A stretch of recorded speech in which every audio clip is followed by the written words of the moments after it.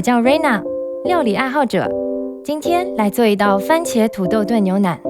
酥烂的牛腩肉充分吸收了番茄的酸甜，味美汤浓，很下饭。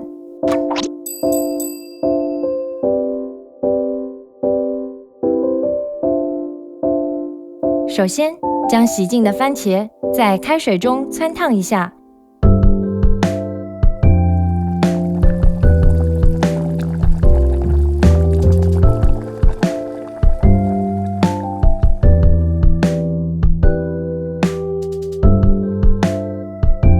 撕去表皮，去蒂切块备用。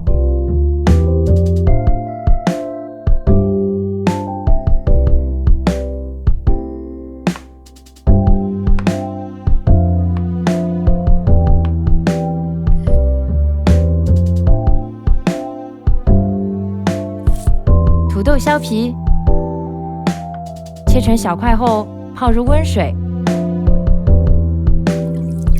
这样除了防氧化，还能使土豆在炖煮中不容易变形。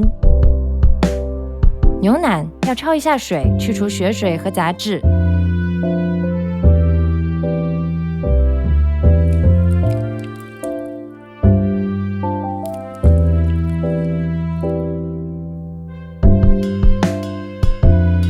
热锅起油，放入葱节、姜片和洋葱爆香。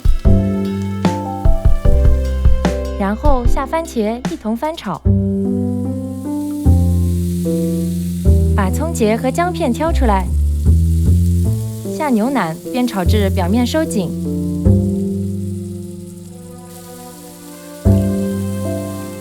再加豆瓣酱、生抽翻炒入味，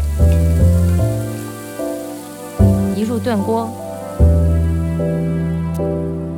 加温水没过牛腩。下冰糖和盐调整一下味道，煮沸后转小火，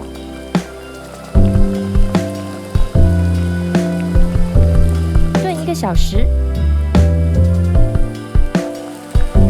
然后再加土豆块，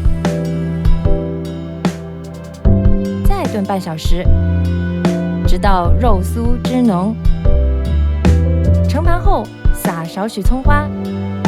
酱香浓郁、酸爽又不腻的番茄土豆炖牛腩就做好啦。